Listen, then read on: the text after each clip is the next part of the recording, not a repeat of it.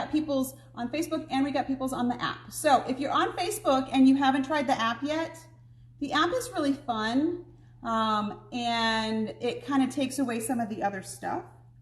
Plus, if you want to be able to easily go find the videos after the fact, you can always watch them in the app. So we started doing the app because a lot of people are like, yeah, Facebook's driving me crazy. I'm like, I get that. So you can always download the app. App is free. It takes about 2 minutes to download it and you're all done. So, okay. So today we're going to talk about one block wonders. We did a stack and whack demo, what, maybe 2 months ago, Rebecca? Maybe? The stack and whack, remember? I don't know. I have no concept of time anymore. Like it was that long ago. Maybe it wasn't that long ago. I have no concept of time anymore, so we did a stack and whack demo where I showed you how to take squares and put squares together to make these really cool sort of kaleidoscope-ish looking square blocks. We are going to do something similar to that, only today we're going to talk about how to do it as a hexagon. So, like I always do in these demos, this is not a, we're going to make a project. These are tips and tricks on how to make your project work a little bit easier. Stack and whack quilts are really, really cool. And when I first saw them, I was utterly confused by them. But they're not difficult. Once you can see it, it's a really fun process. So what I did, oh, there's that piece of fabric. So what I did was I chopped up a piece of fabric to make some blocks, and I'm going to show you with a solid piece of fabric how to see it, okay? And some ways to put these together. We also have 3 books to show you, which have some really neat patterns in them. Stack and whack quilts take a lot of fabric. It seems like a lot of fabric when you start, because based on the size of the quilt, and the book has really nice explanations for how to figure out how much fabric you need, how big you want your quilt to be, and whatever. So most of these quilts are going to call for like upwards of 5 to 8 yards of fabric, which sounds like so much fabric when you're buying one piece of fabric 8 yards at a time. But most of the time, when you make a quilt that size, you're going to buy that much fabric anyway. You're just going to buy it in multiple pieces. The beauty of a stack and whack quilt is you only need to pick out one. You need one piece of fabric. That is all. So we started with a piece of fabric. I'm going to show you what it started as. We started with a piece of Philip Jacobs fabric. Okay. So I literally just went down to the sale wall, picked out a piece of fabric that was going to work. This is it. The book explains how to know what repeats you want and what different repeats are going to do different things. I like to use at least a 12-inch repeat, which is what this fabric had. We're not going to go really deep into that right now because we're just going to talk about some techniques. But if you're not sure how to find a repeat in a piece of fabric, I'm going to show you. So when you're looking for repeat, if your selvage is here, so if you take the bolt of fabric and you unroll it, you look to see where the repeat is. So you find 2 flowers that match, okay? So the repeat is going to be from the top of this flower to the top of this flower. So you only see the print one time. Okay, so if you take a ruler and you measure this out, this is a 12-inch repeat, which means every 12 inches, the print happens again. That doesn't necessarily happen from selvage to selvage. You're not worried about that though, because you're going to cut strip sets, so you're going to use the whole strip. You just want to know how wide of a strip you can use. Okay, so another tool that's really great when you're doing this process, and I'm going to show you with a piece of fabric that looks completely different, is these are called magic mirrors. They're by Marty Michelle. Marty Michelle designs the kaleidoscope ruler, which is also really handy for doing this. But these are basically just 2 pieces of plastic mirror with some duct tape on the end. And you can sort of demo the fabric. So see how I drag this along the fabric and it shows you how a kaleidoscope effect is going to happen. So look how everywhere I put this, it's just pretty. I can Totally use this in paper piecing. Totally use this in paper piecing. So now I'm going to show you how to figure out exactly what that's going to look like. So if you're somebody who kind of freaks out by you want to know exactly what you're going to get before you get it, this is a 60-degree ruler. So this is the ruler that we're going to use to make our triangles, okay? Because we're making hexagons. So hexagons have 6 sides. Take your ruler, set it inside the mirror. Now I'm holding on to the mirror from the back and I'm pushing this wedge in there, okay? Then I'm going to take a piece of my embroidery tape, because it's good and sticky. And on the top of the mirror, I'm going to tape that angle, okay? So that lets me know what my angle is going to be. So now I can take and drag this around and see what my 60-degree angle is going to give me. Pretty cool, right? So this is tip number 1. Get you some magic mirrors. If you want to do more sides to your angle, you can use a more narrow tool. So for instance, the kaleidoscope ruler I showed you last week, we had an 18-degree ruler and a 30-degree ruler. So if you used that 18-degree ruler and you put it in here and you figured out the angle, and then you could adjust your ruler, your mirror, so you could see what all of the repeats are going to be. Because if you make it smaller, you have a different shape. Pretty cool. Right? Yeah. Geometry can be fun. Love this. Yeah. This is brilliant for what you like to do, since what you like to do is mostly based around hexagons. Yeah, this is your thing. Okay, so we're going to put our mirrors away, and we're going to keep our ruler. Rebecca, can you do me a favor? Under my mask right here, there's a piece of black fabric with butterflies on it. Okay, so I have already figured out what size strips I want to have. Thank you. Full disclosure, I had intended on doing larger triangles like this, but I only counted 5 repeats and I only cut 5 strips, so I didn't have enough to do a full thing. So we're going to still use these for an example, but but after a second. So here's your next set of tips. So I've already cut my angles off of here because I've already made some blocks out of this. What I did was I figured out a repeat. So we've got 6 different strips of fabric here. See how I cut them all in the same place? So I'm kind of just eyeballing where these are going to line up. And I'm going to, just kind of stack them where you're just seeing the very edge of the fabric to make sure I have these kind of in the same place. Okay? Now that's how we're going to start. Next, I'm going to find a point in my fabric. Let's use this point, because this is very discernible. The point on this petal here. It's a very discernible spot. It doesn't matter what you pick. You just need to pick a spot that's easy to see and take your pin and put a pin right in that point. I'm going to pick up my next piece of fabric and I'm going to put the pin right in that point. Pull the fabric up the pin, and you're going to do this with all 6 layers. So see how off they are sometimes? So eyeballing it's not your best bet. This lets you lay all 6 layers together straight. So I'm going to take my fabric now. I like to do this on a wool mat. I just don't have one in front of me. And put your pin straight up and down so that your fabric moves up and down the pin. So I like to take my fabric and pull it all the way up to my pin so that my fabric kind of all lays together, okay? Then I'm going to smooth it out and I'm going to let it drop to the cutting mat. But I want to make sure that I keep that pin straight up and down so I'm not moving anything around. Okay. Then I'm going to take a pin. A flat head pin is a really good option for this, and you'll see why in a second. And I'm going to just pin all those layers together. Usually I'll do that in a couple of different spots. I'll find a different spot and line up my fabric. Fabric is fluid. So as much as you think you're cutting your strips straight, they're probably wiggling around. And that's okay. Don't freak out too much about that. But you want to make a couple of spots where your stuff is lined up straight. And then I use the flathead pins. This is about the only application, honestly, that I use flathead pins. Okay, so now I've got pins in a couple of different places. I normally do much larger triangles like this because I make them oversized, because I know full well that nothing's going to go together exactly straight, and you'll see that in the ones that are done, and then I can trim it down to the size I actually want it to be.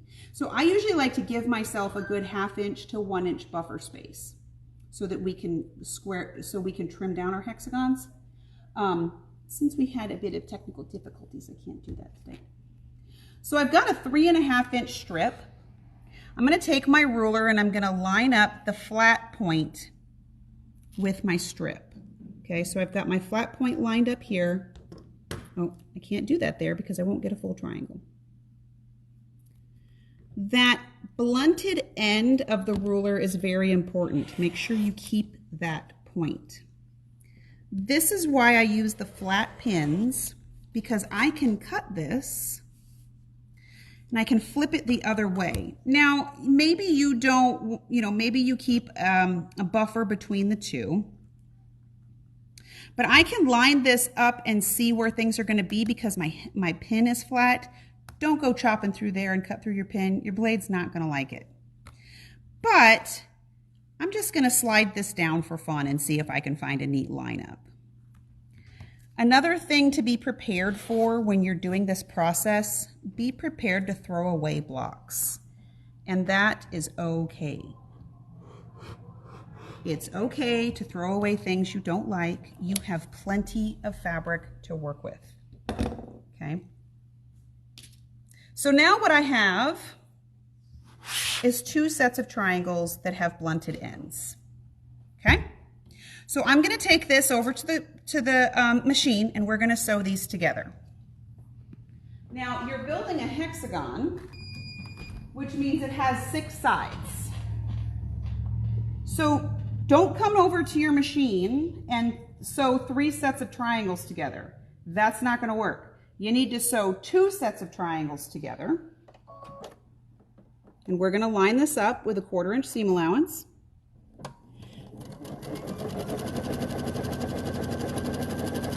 And I chain piece everything. We all know this. Now make sure that when you start sewing these, you're matching up the blunted ends.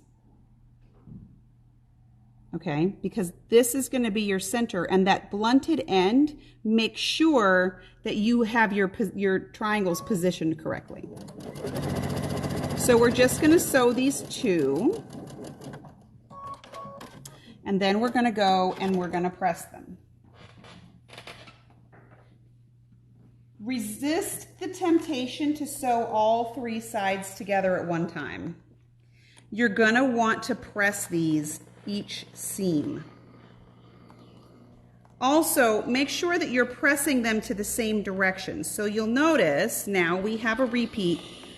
We now have 2 diamonds basically that look exactly the same. I'm going to take these back over to the machine and I'm going to sew my 3rd set of triangles on. Now you'll notice I have the blunted end on this triangle and I have a flat side now on this triangle. Make sure you're matching up the blunted end of your triangle with the flat side of your diamond. Okay. And we're going to sew a 1/4 inch seam. Uh-oh, it came done threaded. Hey, Sally. Okay, let's try this again.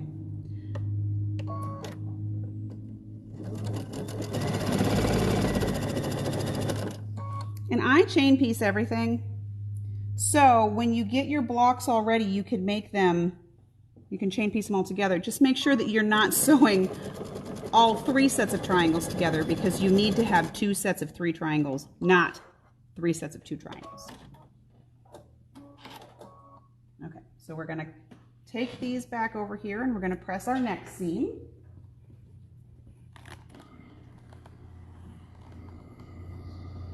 So I'm going to show you a couple of tricks that come from this.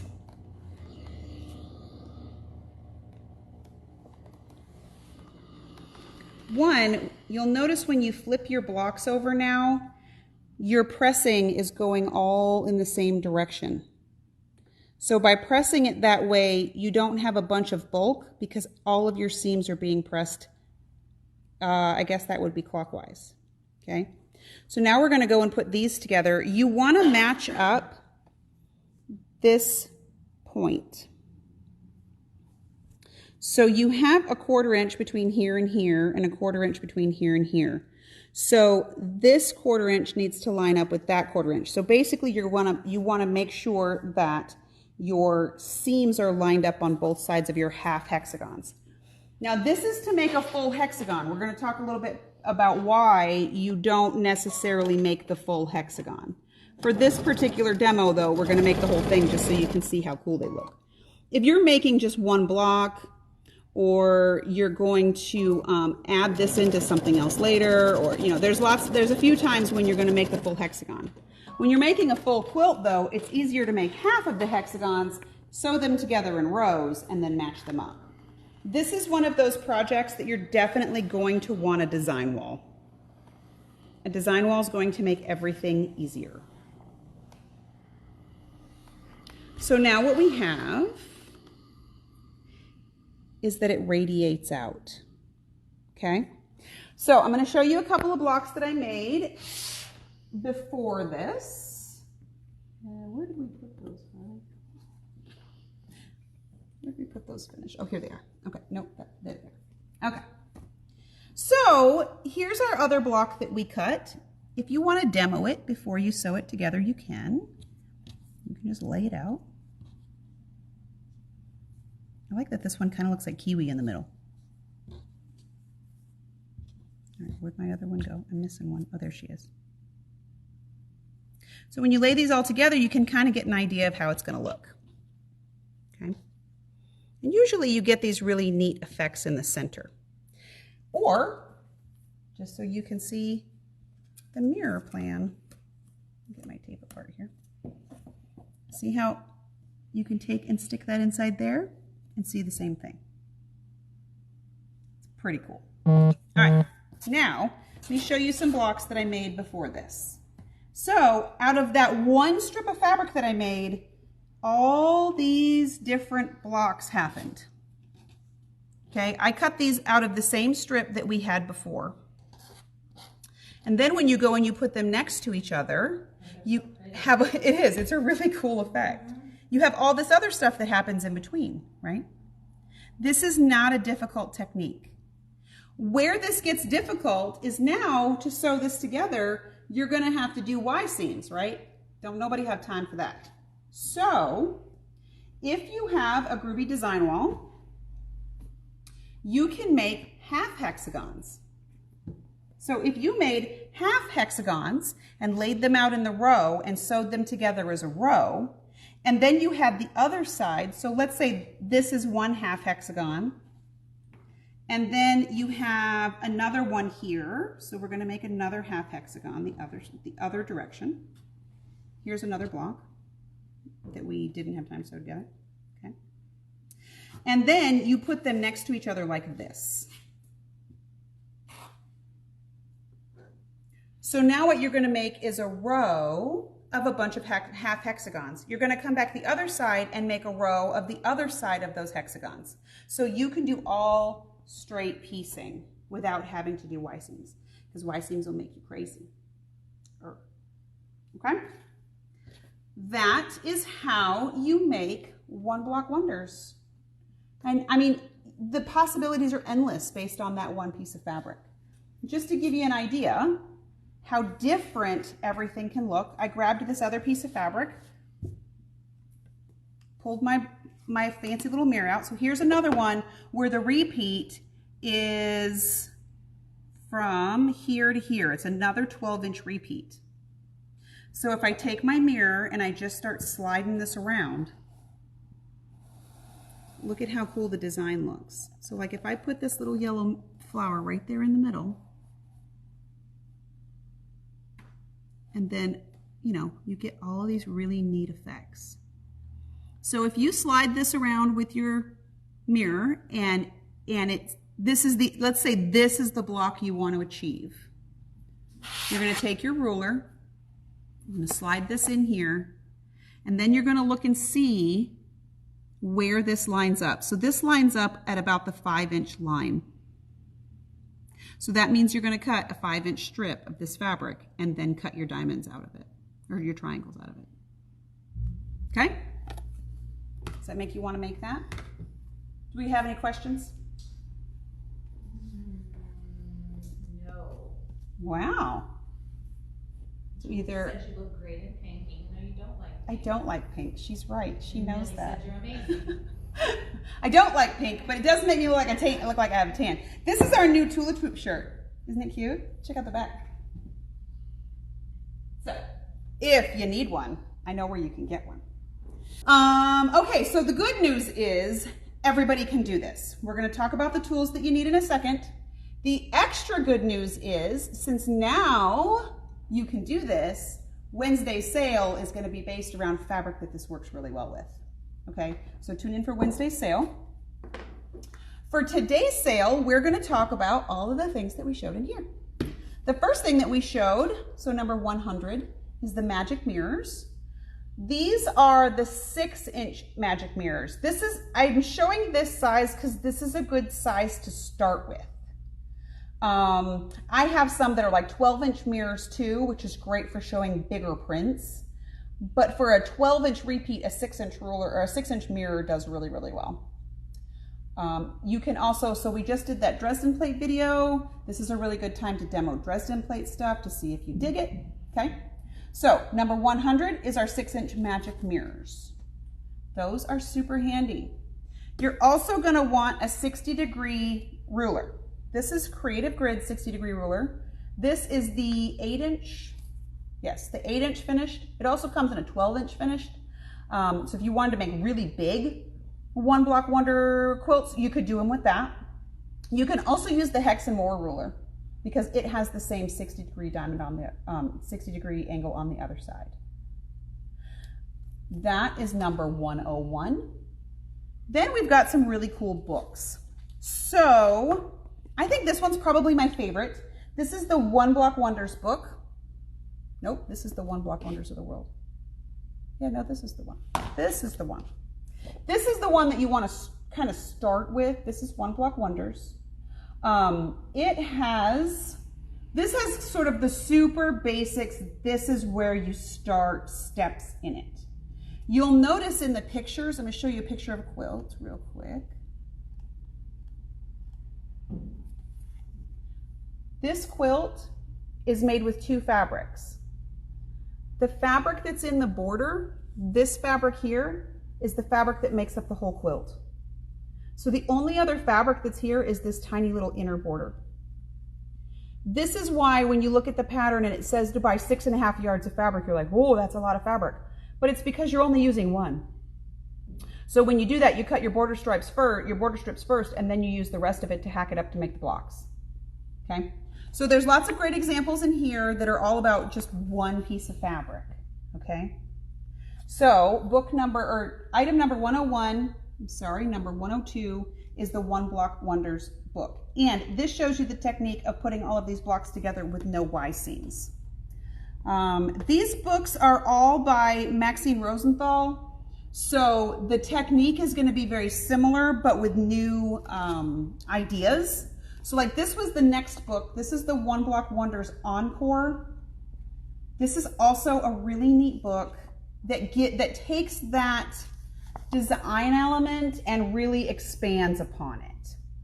So this book has a lot of ideas on how to do unique setting positions. If you look at the quilt that's on the front, there's strip piecing inside the One Block Wonder backgrounds. So see how she made these sort of geometric designs within the shape? So you have this one fabric back here, but then you have some patchwork worked in too. I think it's brilliant. This is a little bit more of a modern take on One Block Wonders. So it's kind of cool. This uses more than just the one fabric too. So you get a little bit more fun elements in it. Then the next one is the One Block Wonders of the World. This one, oh my gosh, super fun, super bright, great option. My favorite thing about this book is this quilt right here. So this quilt is actually made with a 2/3 yard panel. You get 7 panels that are 2/3 yard wide. You don't cut one up and you put it in the center. And then you use the other 6 panels and you make the setting blocks out of the panel. I think that's brilliant. I have intentionally purchased about 4 panels over the next few months that I'm gonna kit to do this exact thing with. Panels that I think are gonna work really well with this. And the way I know they're gonna work really well with this is I sat there when I was buying fabric and I took my mirror and I drug it around. And it made it look really cool. So some of them look like watercolor, some are really bright and bold. One of them has a very African motif to it. I'm super excited about that. So this is One Block Wonders of the World. So this is a really good example of how she went just all out with this fabric. So this is a Frida Kahlo print. And see how she kept the big print out here and then used the print in the One Block Wonders? This is actually an Alexander Henry fabric. Alexander Henry fabrics work brilliantly in these One Block Wonders because they're such a big, bold, large scale print, okay? So if you have some fabric that's a big, bold print and you're like afraid to chop it up or you're not sure what to do with it or you're not sure how it's gonna look, get those mirrors and just start dragging it around on there and figure it out. The math is not that hard, and based on the size of the blocks, she does the math for you. I also have an extra little tip I'm going to share with you on Wednesday's sale on how to figure some of this stuff out. Okay, so I hope everybody's kind of inclined to try this. It is not as crazy as it looks. I hope everybody can kind of see that it's not as crazy as it looks. Like if you've seen these quilts and you're just like, oh, I don't know how they do that. Now you know how they do that. And the books are very well written and very easy to understand. Okay, so I hope you guys have some crazy fabric. And if you don't, after Wednesday's sale, you will. And then you'll be able to do this sort of thing with it. All right, so that's what I have to show everybody.